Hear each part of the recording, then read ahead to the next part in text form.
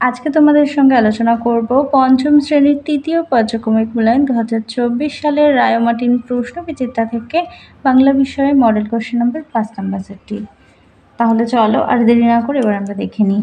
প্রথমেই আছে একের এক দাগে উমাতারা হাই স্কুলের অঙ্কের শিক্ষক সূর্যকুমার সেন। একের 2 আকাশে থাক মেঘ বৃষ্টি আর কিছু রৌদ্র।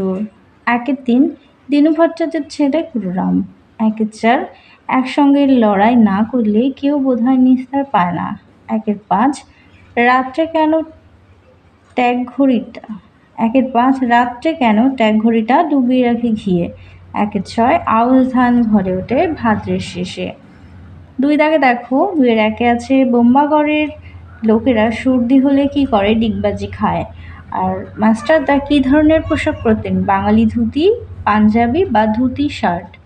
আর জটি পিসিমার ভালো নাম হরিমতি। বোম্বাগড়ের রানীর মাথায় অষ্টপ্রহর কি বাঁধা থাকে, বালিশ।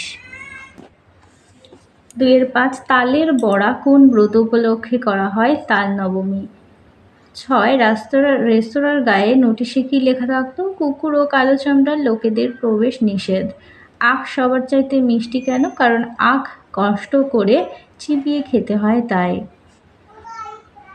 একের 8 পেট কাটাও চাঁদিয়াল তাদের বন্ধুত্ব অটুট রাখতে কী সিদ্ধান্ত নিয়েছিল, তারা একসঙ্গে উড়ে যাবে। 9 মিষ্টি কবিতায় কবি কেমন রাস্তা চেয়েছেন, কবি চড়াই ভাঙা অনেক দূরের রাস্তা চেয়েছেন। এবার দেখে নাও 3 দাগে 3-এর 1-এ আছে বোম্বাগড়ের রাজা কবিতাটি থেকে রাজার 3টি উদ্ভট আচরণের উল্লেখ করো। কবিতাটিতে রয়েছে রাজার এমন 3টি উদ্ভট আচরণ হলো, রাজা ছবির ফ্রেমে আমসত্ত্ব ভাজা বাঁধিয়ে রাখেন, রাজা তার বিছানা পেতে শিরীষ কাগজ দিয়ে, এবং রাজার সভায় হুক্কা হুয়া বলে চেঁচান। পরের প্রশ্ন দেখো, কে কিভাবে জটি পিসিমাকে তাল জোগাড় করে দিয়েছিল। গোপাল খুব ভোরবেলা ঘুম থেকে উঠে টিপটিপ বৃষ্টির মধ্যে তালদিঘির ধারে তাল করাতে যায়। তালদিঘির মাঠে ছিল 1 হাঁটু জল আর কাদা। এইসব পেরিয়ে গোপাল তার সাধ্যমতো 2টো তাল সংগ্রহ করে জটি পিসিমাকে এনে দিয়েছিল। পরের প্রশ্ন দেখো, ব্রিটিশ শাসিত ভারতবর্ষে কোন পতাকা উঠত, তার বদলে বিপ্লবীরা কোন পতাকা ওড়ালেন। ব্রিটিশ শাসিত ভারতবর্ষে ব্রিটিশ পতাকা ইউনিয়ন জ্যাক উঠত, আর ব্রিটিশ পতাকা পুড়িয়ে ফেলে তার বদলে বিপ্লবীরা সেখানে স্বাধীন ভারতের পতাকা ওড়ালেন। 3-এর 4 আকাশের 2 বন্ধু গল্পে আকাশে কিভাবে 2টি ঘুড়ির মধ্যে বন্ধুত্ব গড়ে উঠেছিল।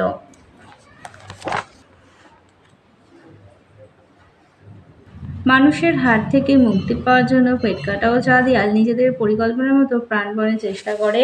অবশেষে আকাশের বুকে স্বাধীনভাবে উঠতে সক্ষম হয়। আকাশ উন্মুক্ত স্বাধীন, সেখানে কোনো বিবাদ বা লড়াই নেই, সেখানে কেউ কারোর দ্বারা পরিচালিত হয় না, কাউকে পরিচালিত করে না।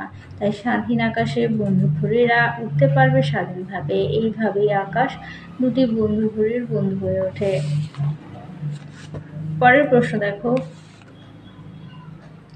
ভরা বর্ষায় ক্ষুদিরাম ভট্টাচার্যের দিন কিভাবে কাটে।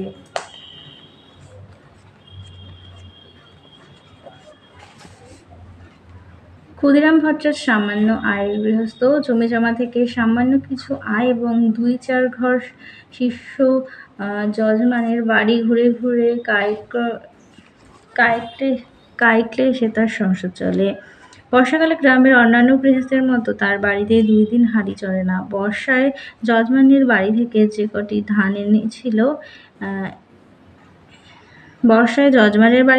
কটি ধান এসেছিল তা ফুরিয়ে গেছে। ভাদ্রের শেষে আউশ ধান চাষিদের ঘরে উঠলে তখন কিছু ধান ঘরে আসবে এবং ছেলেমেয়েরা 2 বেলা পেট পুড়ে খেতে পারবে। পরেরটি দেখো, কবি কোন বিষয়কে মস্ত আশীর্বাদ বলেছেন। আর এর সাথে আছে কবি যখন একলা থাকেন তখন তার সঙ্গে কারা থাকেন। এটা তো তোমরা জানো যে গাছের পাতা ঝরে যাওয়াকে মস্ত আশীর্বাদ বলেছেন। আর কবির সঙ্গে থাকেন সবুজ গাছপালা, আর থাকে তার ভেতর দিয়ে চলে যাওয়ার পথ, এছাড়াও কাঠবেড়ালি, গাছের ঝরা পাতা, এমনকি শাল বা তাল সুপারির বন কবির সঙ্গে থাকে। পরেরটি দেখো মাঠ আর ছুট প্রসঙ্গে কবি কি কি বিষয় উল্লেখ করেছেন? মাঠ মানে ছুট কবিতা অবলম্বনে সংক্ষেপে লেখো।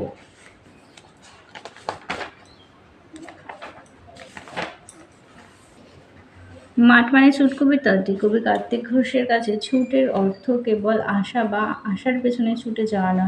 ছুট মানে শুধু শক্ত পায়ের মজবুত কোনো ভাষাও নয়। ছুটের অর্থ কবির কাছে নিছক সাহসিকতার সঙ্গে বেঁচে থাকা এবং খাঁচা ভেঙে পাখির শক্ত আকাশে উড়ে চলার কেবল নয়। ছুটের অর্থ ছুটন্ত প্রাণে সাত সমুদ্রের সবুজ ঢেউকে টেনে আনাই কেবল নয়। ছুটের অর্থ সোনালি সার্থক এক জীবন, যাকে নিরন্তর ছুটে চলতেই খুঁজে পাওয়া যায়।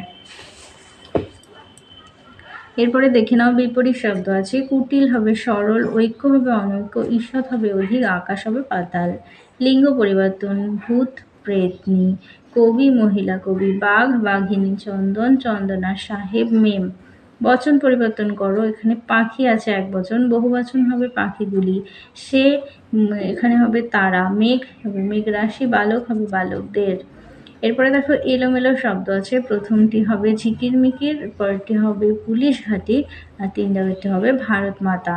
এরপরে দেখো শব্দার্থ রয়েছে। বাদলা মানে বৃষ্টিকালীন, নোটিশ মানে বিজ্ঞাপন, ইতস্তত মানে সংকোচ, অষ্টপ্রহর মানে দিবারাত্র, নাস্তা মানে সকালের জলখাবার।